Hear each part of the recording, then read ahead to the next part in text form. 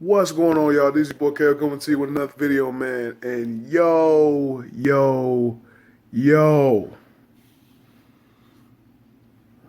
I just get through watching the Oklahoma Sooners knocking off Ohio State, number 2 team in the nation, at home. Excuse me, in the shoe, 31-16. And this dude Baker Mayfield not only goes over toward goes over and gets a OU flag and unwraps it, and it's one thing to wave it in front of your section of people that's there, but this dude literally went on a victory lap in the horseshoe in Ohio Stadium, and then this dude went to midfield and basically dotted the I with the Oklahoma flag, and he just put it down right at midfield, right on the big O of Ohio State. Yo, talk about savage, boy! I tell you, the Ohio State faithful, they ain't gonna like that, man. They ain't gonna like that at all. But I mean, to be honest, with the way that Mayfield balled out in the second half, 3 touchdown passes, 200 yards, 300 yards. I'm sorry, that hell of a performance. Oklahoma defense forcing turnovers, making big plays when they needed to. Just a real good victory for Oklahoma. And after last week, after Texas lost to Maryland, after Baylor got lost to Liberty, I really thought that the Big 12 would, no matter who their champion was, no matter if it was Oklahoma, Oklahoma State, or whoever, I really thought that they were going to be the Power 5 team looking in that was going to be left on the outside looking in of the college football playoff. But this victory by Oklahoma, man, especially avenging last year's embarrassment at home to Ohio State. I mean, this was a big victory. I mean, not just winning the game by 15. That was huge. Oh my God, what a catch! That was huge, man. That was huge. Yeah, man. I'm a sports junkie, man. I've been watching, especially for football season. I'm a football junkie, man. Been watching these games all day. Just watched Georgia stun Notre Dame at home. Georgia, a lot of people's pick in the SEC East to go to the SEC championship game.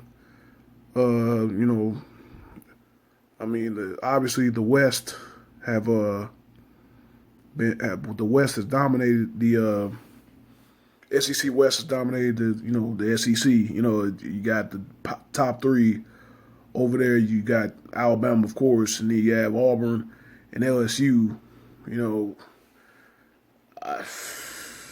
What was that one? I really can't remember. I think it was Tebow's Gators. To be honest, I think that was the last time a SEC East team won the SEC championship game. I think it was Tebow's. Was it the last team? No, not the last team. The '08 team or '07 team. I think they were the last team to win the SEC championship. Of course, that was a year they won a national championship over Oklahoma. Yeah, but I think the '08 Gators. Excuse me, I'm sorry. The '08 Gators were the last team to win the SEC championship. I'm gonna have to look at that up, man. But yeah, the Georgia's a real dark horse. Kirby Smart, former defensive coordinator to Nick Saban. But of course, Saban's owned his former coaches. Add another victory last week when he beat Jimbo Fisher in Florida State. Tough break for Florida State though, losing Deontay Francois with a knee injury.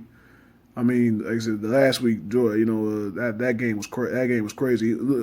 Florida State's defense was keeping them in it, but then mistakes by the special teams and then the offense of Florida State. Francois throwing them two picks. Then the special teams fumbled by I think it was Gavin. I think that really swung that game around for them. But yeah, I mean, let me get back to Georgia. Georgia, dark horse in the East. Look like they have a pretty good schedule. They don't even for the remainder of the way they don't even play Alabama this year in a regular season. So look out for them coming out the East, man. They look pretty good. But yeah, man, Alabama looked good today. Penn State looked good today. Like I said, Ohio State gets knocked off by Oklahoma. So, number 3 went down last week. Number 2 goes down this week. Obviously, in top 5 matchups. But yeah, like I said, I thought the Big 12 was really literally dead in the water. The Big 12 champion would be dead in the water. Especially after they would have to face the 2 teams of Baylor and Texas after the losses that they took last week. But Oklahoma with a big victory right here, though. USC's up against Stanford, another top 15 matchup. Again, I said I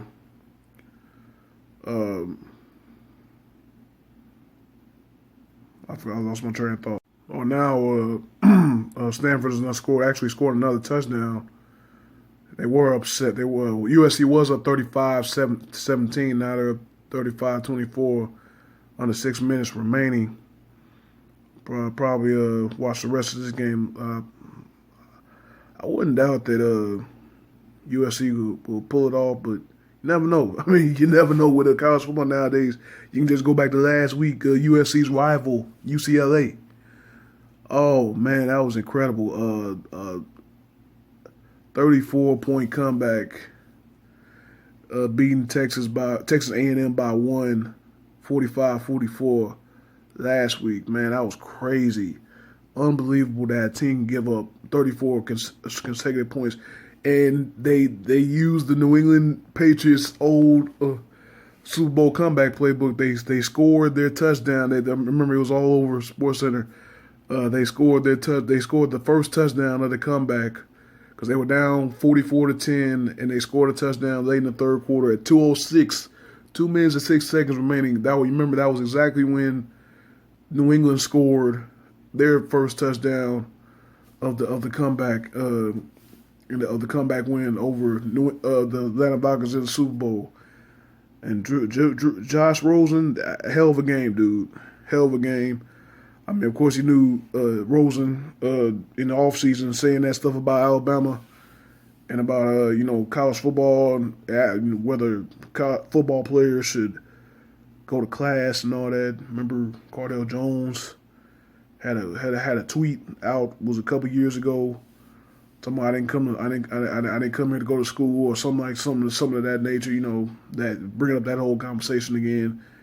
They remember what Ben Simmons, said when he was playing basketball at LSU, about how he didn't like going to class and barely went to class and all that stuff. But it is what it is on that. But yeah, man, I think Rosen had a good performance today. He had 5 touchdowns. His 12th career 300-yard passing game for UCLA. Yeah, really another good week of college football, man. A lot more cupcake games this week. Facing lower tier schools. Of course, want to send condolences to and prayers out to the people out in Florida. All 3 of the big Florida schools canceled their games. Florida State, Miami. They think the only major Florida State school that played was Florida Atlantic.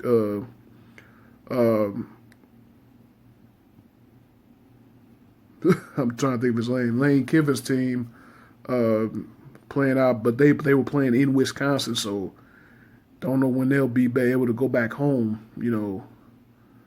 Uh, like the whole state is in the whole state of Florida evacuation mode. I'm sorry, they almost, I think they either did or they didn't put almost the whole state in a state of evacuation. That's crazy, with 20 some million people down in Florida.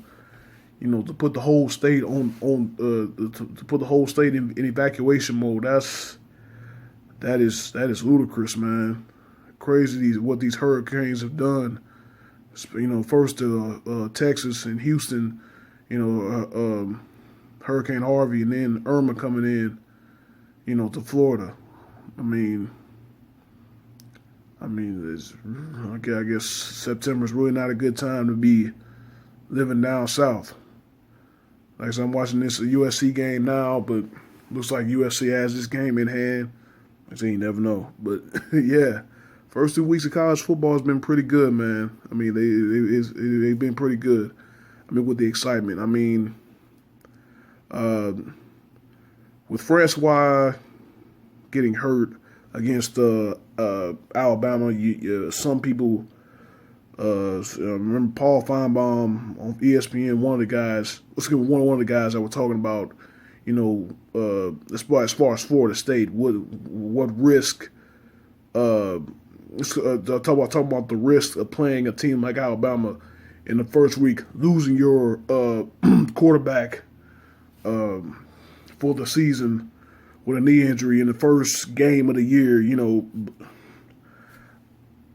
Like I said, I'd rather see a top 3 matchup to start the year, than those two playing a couple of cupcakes teams. And plus it builds excitement as well. I remember an analyst made another comment. College football basically has to make a big splash in their opening weekend. They really have to make a big splash in their opening weekend, which was last weekend. But, still, everyone's excited about the NFL. And, last week is really, college football's really major weekend to where they have they have the spotlight, like they said, like they was talking about, college football only has the spotlight maybe the opening weekend, and then now the playoffs. New Year's Eve, New Year's Day. Those are the really marquee dates for college football now. Everything, all the other time is dominated by the NFL. So I like it. I like the big games to start the season, and all of them were good. All of them were good. I'm talking about last week, Michigan and Florida. Like I said, Alabama and Florida State, and most of them were good late. That Tennessee and Georgia Tech game, and who was that? Virginia Tech and who was that they played? Virginia Tech and who was that? West Virginia, man, and Redskins Stadium. Boy, that was FedEx Field. That was a hell of a contest, man. Talking about back and forth, man. Woo, that was a beauty. But yeah, college football really impressed in that opening weekend. I'm pretty sure people gonna have their eyes. People like me, especially football junkies. I look at college and NFL every week. So I never had a problem. With looking at both. But yeah, man. Like I said, week 2, not too many surprises except for Oklahoma knocking off Ohio State at home. Looks like USC has sealed the deal with another touchdown. Fight on. Anyway, let's see if they bring my man Jake Olsen out for another PAT. Looks like the game's in hand now. Another great moment. Like I said, if you follow the story of Jake Olsen, I think they're gonna have an E60 special about Shelly Smith's story. I remember watching his story way back when it first came out about him. I forgot what his health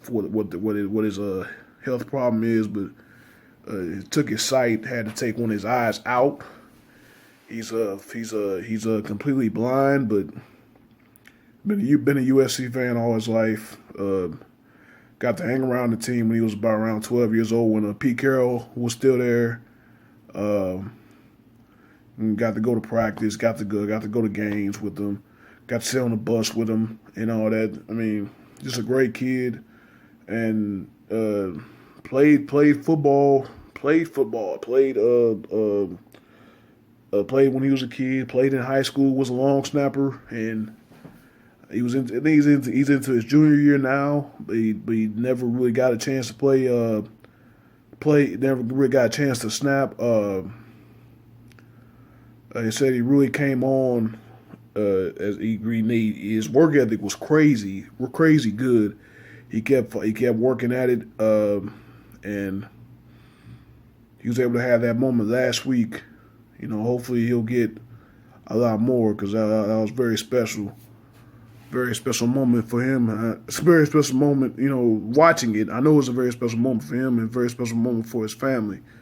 I mean, just huge. He didn't get. I guess he didn't get the snapping on this one, but yeah, man. I forgot about the Auburn Clemson game. Very good hard fought game. Clemson gets the victory, 14-6. Now they're the number 3 team in the nation, and they're storming the field for what reason? I don't know why.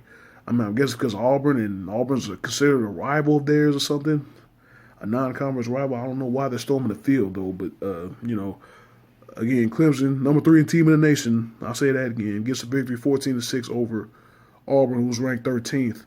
Like I said, the Clemson's fans storm the field. But yeah, man, I guess this will end the college football week 2 wrap up. I'm gonna try to do more videos, man. I'll probably try to put these videos in what's that called? I'll probably try to put them in different mixes from now on. I'll try to have a college mix. I'll try to have a NFL mix. I'll try to have a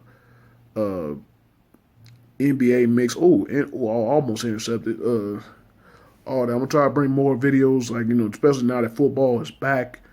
Football is my favorite sport, man. Played it when I was a kid. Played it when I was in high school. I'll play backyard football when I was a kid, but yeah, man, I love the game. I coach it. I broadcast games and stuff. Maybe I'll try to bring some of them on here so you guys can check them out. But hey, thank you guys for watching. I appreciate it. Wish y'all nothing but positive vibes only. And I'm gonna see y'all in another video.